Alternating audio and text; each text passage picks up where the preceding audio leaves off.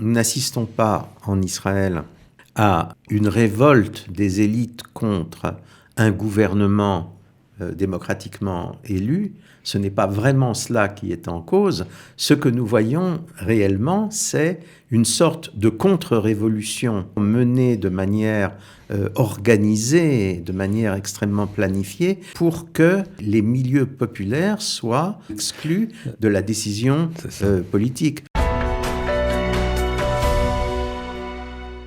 Bonjour et shalom, Richard Darmon au micro du studio Kalita pour notre magazine bimensuel Israël dans sa région, Israël au cœur du Moyen-Orient, avec cette semaine un thème de réflexion sociopolitique sur la crise et la déchirure qui divise le pays depuis 9 mois. Nous allons nous demander si la protestation anti-réforme judiciaire en Israël serait ou non une révolte des élites. Alors pour en parler dans le studio avec nous, Michel Gurfinkel. Bonjour et shalom Michel. Bonjour. Je rappelle que vous êtes expert en affaires géopolitiques du Moyen-Orient, auteur de nombreux ouvrages d'analyse historique et géopolitique sur Israël et sa région, rédacteur en chef émérite de l'hebdomadaire français Valeurs Actuelles, que vous avez dirigé de longues années, et aussi chercheur, entre autres, au think tank américain Middle East Forum. Alors, rentrons dans le vif du sujet, qui est un sujet assez brûlant, il faut dire. Car quand on fait l'analyse, un tant soit peu approfondie, une analyse sociologique et sociopolitique des couches de la société israélienne qui donc sont entrées en révolte depuis 9 mois contre la réforme judiciaire, en l'occurrence des patrons et employés du high-tech, des avocats, des juristes, des professeurs des universitaires, des ex-généraux et hauts officiers de l'armée, des pilotes de l'aviation de Tsahal, mais aussi des artistes, des communicants, comme on dit, c'est-à-dire des gens des médias, du marketing. On constate qu'ils appartiennent tous à un secteur, enfin une série de secteurs qui se chevauchent, bien précis de la société israélienne, et en tout cas aux couches favorisées du pays. Alors comment expliquer cela ? Il est toujours difficile d'expliquer un événement aussi considérable que la crise israélienne actuelle. Il y a toutes sortes de dimensions. Il y a certainement des dimensions simplement politiciennes. Il y a aussi des dimensions culturelles, voire religieuses. Mais ce qui peut retenir l'attention, c'est un côté, je vais employer une formule qui peut-être va étonner, il y a un côté lutte de classe dans la crise actuelle. On a vraiment le sentiment que le point, disons, la ligne de partage des eaux se situe entre ce qu'on appelle les élites du pays. Parfois, on emploie l'expression « le premier Israël » et ceux qui ne font pas partie de l'élite, un Israël plus populaire, plus populiste, le second Israël, selon la formule consacrée. Or, ce qui est très intéressant, une fois qu'on fait ce constat, qu'on se pose ce genre de questions, c'est que ce phénomène a été étudié il y a maintenant déjà assez longtemps, pas loin d'une quarantaine d'années, par un historien et sociologue américain dont les livres ont fait beaucoup de bruit. Je parle de Christopher Lasch. Christopher Lasch est un historien au départ qui ensuite a commencé à écrire de plus en plus d'essais sur l'évolution de la société occidentale et de la société américaine. Il est devenu très célèbre en 1979 lors de la publication d'un ouvrage appelé « La culture du narcissisme ». La culture du narcissisme, c'était, selon lui, la culture qui était en train de devenir dominante aux États-Unis. Selon lui, alors que la société américaine avait été jusque-là marquée par certainement le rôle de l'individu, mais en même temps le rôle des communautés. Tout d'un coup, ces structures qui faisaient la solidité de la nation américaine étaient en train de se désintégrer, et à la place, on assistait à l'émergence d'une population où on passait de l'individualisme à une sorte d'égocentrisme extrême. Mais retenez cette date, 1979, c'est-à-dire environ un an et demi avant l'arrivée de Reagan au pouvoir, et surtout, une bonne dizaine d'années, voire une quinzaine d'années, avant l'émergence aux États-Unis de ce qu'on a appelé la Me Generation, la génération moi, qui a triomphé en quelque sorte dans les années 1990. Quelques années plus tard, à la toute fin de sa vie, Lynch écrit un autre livre qui va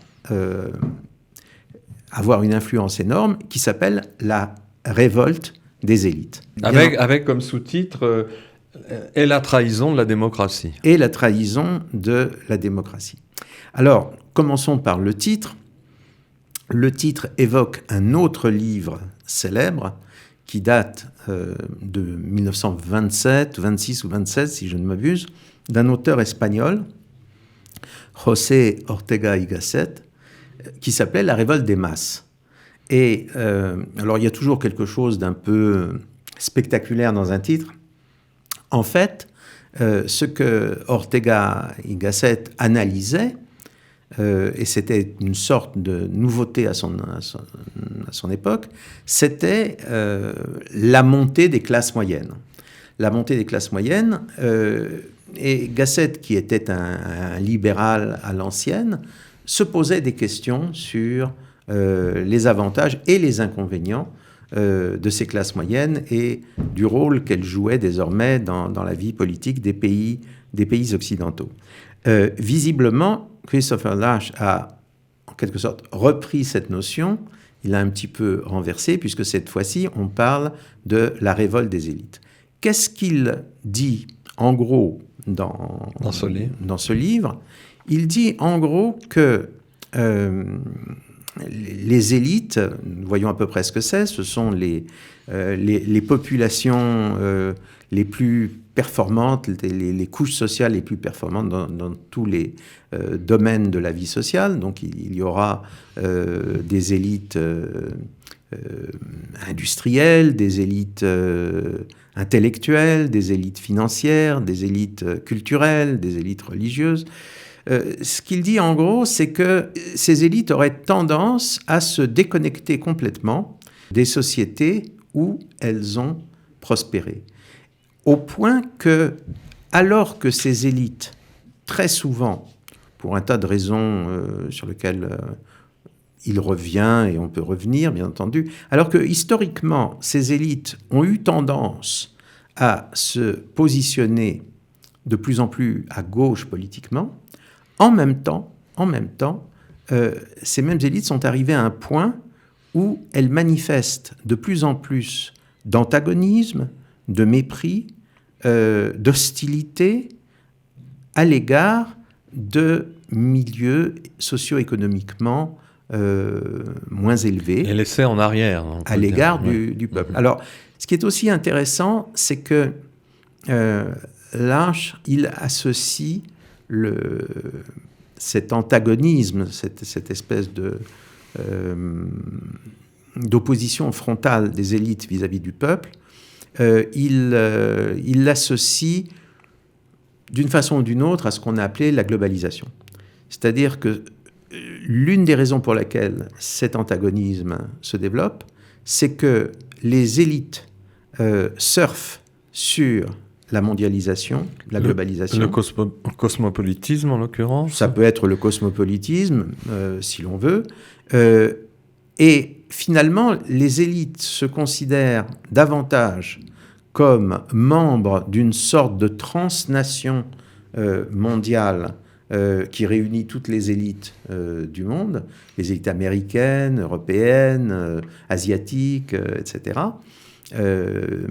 bientôt ex-communistes, comme dans le cas de la Russie et de la Chine. C'est ça leur véritable allégeance, et elles auront une attitude vis-à-vis d'un peuple dont, encore une fois, il faut bien insister là-dessus, théoriquement, elles continuent à se réclamer, puisque théoriquement, ces élites ont toujours tendance à se positionner plutôt à gauche. Défense des minorités. Des droits de l'homme, enfin voilà, de toutes les évolutions sociétales, oui. Mais en réalité, les élites oscillent entre deux positions.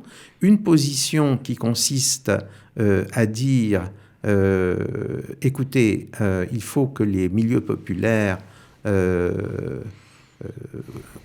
soit, en quelque sorte, comprennent que c'est à nous de gérer la société et pas à elles. On va veiller à leur bien-être, leur welfare. On va faire le nécessaire pour que, en gros, ils soient contents, qu'ils soient contents matériellement, mais en échange, les milieux du peuple, les milieux populaires, doivent nous laisser gouverner et ne pas interférer dans notre domination. Une attitude pour le moins paternaliste. Alors, tout cela, encore une fois, c'est paternaliste, c'est ce que l'on veut, mais revenons un petit peu sur ce qui s'est passé en Occident ces dernières années. Nous avons vu quand même une élection de Trump aux États-Unis qui a été largement faite sur ce schéma, à partir d'un schéma, d'une situation sociale que ce schéma décrit bien. Et nous avons vu, par exemple, dans un pays comme la France, le même phénomène. Qu'est-ce que c'est que la crise des Gilets jaunes ? C'est le choc frontal entre des élites qui se reconnaissent dans la présidence Macron et des milieux qu'on va qualifier selon... Laissés pour compte. Oui, comme des milieux... populaires, populistes, périphériques. Il y a toutes sortes de journalistes ou de penseurs, depuis Guy Luy jusqu'à Onfray, ou l'écrivain Houellebecq, n'est-ce pas, qui ont, en quelque sorte, essayé de remuer ces thèmes et de les appliquer à ce qu'ils voyaient autour d'eux. Donc, ceci a bien été théorisé assez longtemps à l'avance par Christopher Nash. En lisant ce livre, on a l'impression qu'il décrit la situation israélienne, avec évidemment les différences de culture, mais des processus sociopolitiques identiques. Bon, vous le disiez tout à l'heure, c'était quasiment prémonitoire par rapport à ce qui se passe plus de 20 ans après ici. Mais la question qui se pose tout de même, qu'on n'arrive pas à saisir, sauf si on n'a pas lu le livre, c'est mais ils se révoltent contre quoi ? Ils se révoltent contre des privilégiés qui se révoltent contre l'État ou de certains secteurs des institutions pour défendre leurs privilèges. On parle de révolte des élites, mais il faudrait préciser, alors, ils se révoltent contre quoi ? Le terme de révolte des élites est un terme, encore une fois, très graphique, très... porteur, disons. Porteur, si l'on veut. Mais il est certain que on pourrait s'interroger sur la pertinence de cette expression. Par exemple, prenons le cas israélien. Nous n'assistons pas en Israël à une révolte des élites contre un gouvernement démocratiquement élu. Ce n'est pas vraiment cela qui est en cause. Ce que nous voyons réellement, c'est une sorte de contre-révolution vraiment menée de manière organisée, de manière extrêmement planifiée, une contre-révolution pour que les milieux populaires soient neutralisés ou exclus de la décision politique. Puisqu'il y a eu, vous savez, la démocratie, il y a une formule qui résume très bien ce que c'est que la démocratie. La formule, si je ne m'abuse, est de l'écrivain anglais Rudyard Kipling. Il y a deux manières de gouverner. Ou bien vous cassez les têtes, ou bien vous les comptez. La démocratie a toujours été, à l'origine, non pas le meilleur régime philosophique que l'on puisse trouver, mais d'une manière beaucoup plus terre-à-terre, le meilleur moyen d'éviter une guerre civile. Ou bien un être humain a des fourches, des faux, des fusils, des pierres, et il se bat contre les gens qu'il domine, ou bien on accepte de procéder à un comptage des têtes, à un comptage des voix. C'est ça l'essence même de la démocratie. L'essence même de la démocratie, c'est que la souveraineté, c'est-à-dire la capacité de gouverner, d'exercer légitimement un pouvoir, résulte d'un comptage des têtes ou des voix. Oui, mais si je puis me permettre, aujourd'hui, justement, la protestation, comme on la désigne, ou les protestataires, ont établi en tout cas ceux qui les mènent, ont établi une dichotomie tout à fait postmoderniste, j'allais dire, au niveau de la démocratie, puisqu'ils parlent de démocratie justement quantitative, qu'ils méprisent. C'est la démocratie de 64 députés sur 120, c'est-à-dire la majorité parlementaire de la droite actuelle.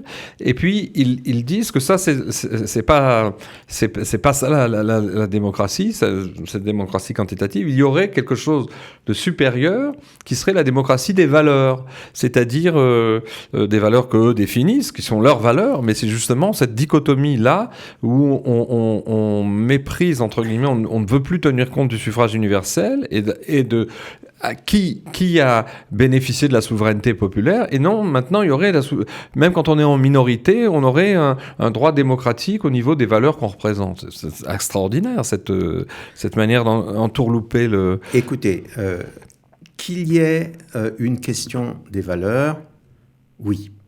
Que l'identité d'une nation et d'une collectivité ne se définisse pas uniquement par les derniers résultats électoraux ou pire, par les derniers sondages, oui. Maintenant, le problème, il est ailleurs. Le problème, c'est de quelle valeur exactement parlez-vous ? Jusqu'à une époque relativement récente, et dans un pays comme Israël, par exemple, il était tout à fait admis que selon la formule célèbre, Israël est un pays juif et démocratique, que l'élément juif devait être traité avec autant de considération et de poids que l'élément démocratique. Or, ce que nous voyons maintenant, c'est, voyons apparaître un concept totalement différent, selon lequel, comme vous l'avez très bien dit, les valeurs ne sont plus le résultat ni d'une histoire, ni d'un compromis historique ou d'un consensus entre les différents milieux qui composent la nation israélienne, mais seraient détenues uniquement par une élite qui est à la fois l'élite économique, l'élite financière, l'élite universitaire, et qui se trouve être une élite non seulement plutôt laïque que juive, mais également, je dirais, plutôt post-sioniste que sioniste. Et plutôt citoyenne du monde que israélienne. Alors là, nous entrons dans une autre série de questions qui sont extrêmement intéressantes et qu'en général, on n'aime pas poser. On n'aime pas du tout poser. C'est à quel point, effectivement, les élites israéliennes sont aujourd'hui désisraélisées. Et moi, je crois qu'il faut comprendre, c'est la rançon, le corollaire de la réussite israélienne. C'est-à-dire que, prenons par exemple le high-tech. Il y a un high-tech israélien qui a été une réussite absolue dans l'économie de la fin du XXe siècle et du début du XXIe siècle. Cette réussite est basée en Israël, localisée essentiellement en Israël, sa base et sa source se situent en Israël, les gens qui la développent sont des Israéliens, sauf que elle vit en symbiose totale avec les autres secteurs du high-tech dans d'autres pays. Nous avons par exemple dans le high-tech israélien ce phénomène d'un très grand nombre de start-up israéliennes qui sont rachetées par des groupes étrangers. Qui sont basées aussi à l'étranger. Nous avons ce phénomène de beaucoup de, disons, grands patrons du high-tech israéliens qui, en fait, ne vivent plus en Israël, se sont délocalisés eux-mêmes à l'étranger et qui... et on peut se poser des questions sur les raisons pour lesquelles ils finissent par garder encore un lien avec Israël.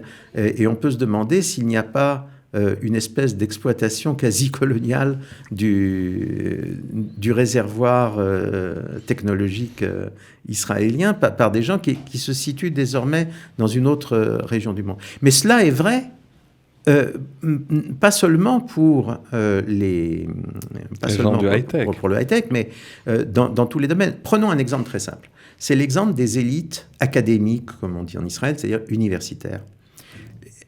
Les universitaires israéliens, quelle est, quelque part, leur ambition numéro 1 dans leur carrière? Leur ambition numéro 1 est en fait, de manière définitive ou au moins transitoire, d'obtenir une position universitaire en Occident, c'est-à-dire surtout aux États-Unis, éventuellement en Europe. Soit que pour eux et pour leur famille, disons, ce soit la consécration sociale, économique et intellectuelle absolue. Il est certain qu'un professeur à Harvard, par exemple, on va s'en souvenir plus longtemps dans l'histoire qu'un professeur dans une université israélienne, surtout si c'est une université israélienne, disons, du second rang plutôt que du premier. Mais également, il faut comprendre qu'un professeur à Harvard peut écrire un livre qui, instantanément, va être un best-seller, tandis que si l'on est simplement israélien, de temps en temps, on est évidemment Harari et on devient un best-seller mondial, mais très souvent, on n'atteint pas cela. Et donc, il y a un prix à payer pour cela. Il y a, par exemple, on se demande pourquoi toute la classe universitaire israélienne, à quelques exceptions près, surtout dans les sciences humaines, pourquoi mais pas seulement, pourquoi la classe universitaire israélienne se situe pas seulement à gauche, mais souvent à l'extrême gauche. Eh bien, tout simplement parce que c'est le seul moyen pour elle de préserver son avenir, d'être acceptable dans une sélection. En dehors d'Israël, bien sûr. Dans une sélection pour une position universitaire en dehors d'Israël. Alors, ce qui est quand même étonnant, on arrive franchement au terme du temps qui nous est imparti, mais je voudrais noter, inciter peut-être ceux qui nous écoutent à se procurer ce livre, parce qu'en le parcourant, non seulement on est frappé des incidentes et des applications que cette analyse qui date de plus de 20 ans peut avoir en Israël, comme s'il y avait aux États-Unis à cette époque un phénomène qui avait été décelé et qui a des ramifications aujourd'hui chez nous. Mais en tout cas, j'ai été assez stupéfait par la lucidité et je dirais presque la casuistique avec laquelle l'auteur, Christopher Lasch, croise le fer avec ses élites. Par exemple, je cite là un passage qui nous fait vraiment penser à ce qui se passe en Israël, au niveau du mépris qui règne dans ces élites concernant ceux qui n'ont pas les mêmes idées qu'eux. Alors voilà ce qu'il dit. Lorsque ces gens se trouvent confrontés à la résistance devant leurs initiatives, ils révèlent la haine venimeuse qui ne se cache pas loin sous le masque souriant de la bienveillance bourgeoise. La moindre opposition fait oublier aux humanitaristes les vertus généreuses qu'ils prétendent défendre. Ils deviennent irritables, pharisiens, intolérants. Dans le feu de la controverse politique, ils jugent impossible de dissimuler leur mépris pour ceux qui refusent avec obstination de voir la lumière, ceux qui ne sont pas dans le coup, dans le langage autosatisfait du prêt-à-penser politique. Fin de citation. C'est un des passages parmi les plus pertinents. Il y a là je dirais à la fois une lucidité, mais en même temps une difficulté, puisque finalement, si on a affaire à un phénomène sociopolitique qui a ses ramifications et dans l'économie et dans l'académie, on disait, en fait, c'est un phénomène qui est pas prêt de s'arrêter. En réalité, ce n'est pas un phénomène si nouveau que cela. en réalité. Et quand je dis passing vox là, je vais le décomposer en deux aspects. Le premier aspect, c'est que vous appartenez à une élite. Vous êtes le meilleur médecin à Jérusalem ou à Tel Aviv. Vous êtes un prix Nobel de physique ou de chimie. Vous êtes le plus grand écrivain français, anglais, russe, hébreu, chinois de la génération. Personne ne va contester votre excellence sur ce plan-là. Mais simplement, généralement, vous êtes nul sur tous les autres domaines. Le fait d'avoir réussi de manière absolument exceptionnelle dans un domaine ne garantit pas du tout que vous soyez intelligent dans un autre domaine. Rappelez-vous qu'il y a eu un nombre impressionnant de prix Nobel qui ont soutenu soit le nazisme, soit le communisme, aux époques où ces idéologies étaient les plus létales.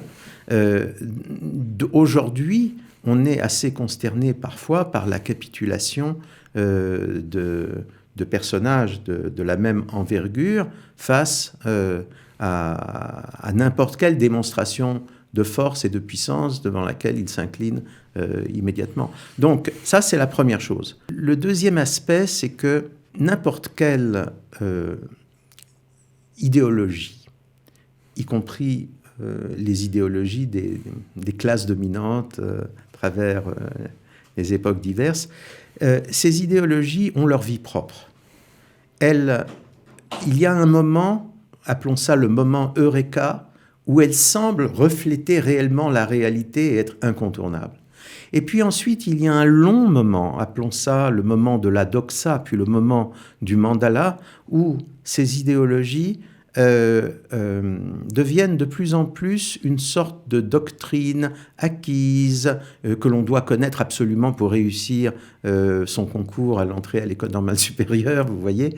Une sorte de logorée, en fait. Disons, une sorte de logos convenu et établi. Et ça, c'est la doxa, mais ensuite on passe au mandala, où l'on se met à réciter des choses sans même comprendre ce que ça signifie réellement. Qui s'interroge réellement, par exemple, aujourd'hui, sur le vrai sens de la démocratie? Qui s'interroge sur des choses extrêmement simples qui sont à la base même des sociétés modernes? Donc, je crois que, et je suis optimiste sur un plan, je crois qu'il y a toujours un moment où la mort des idéologies devient à son tour une évidence et on doit inventer quelque chose de nouveau, quelque chose qui est plus près de la réalité. Et si ça se passe, on espère ainsi que le débat va pouvoir vraiment exister en Israël, parce que l'une des tares, j'allais dire, et des perversions de cette révolte des élites, c'est qu'ils monopolisent le débat et le discours et empêchent les autres parties de la nation ou du peuple en question de participer d'un véritable débat. Et d'ailleurs, dans ce livre, et pour finir, ce qui est intéressant, le Christopher Lasch montre combien aux États-Unis, mais on pourrait dire aussi en Israël, il n'y a plus de débat politique authentique, il n'y a pas de débat sur le fond des choses. Et donc peut-être que c'est ce qui risque d'arriver au bon sens du terme si on passe enfin l'épreuve de cette révolte des élites. Michel, merci de votre temps, merci aussi aux auditeurs de nous avoir écoutés et à notre prochain magazine.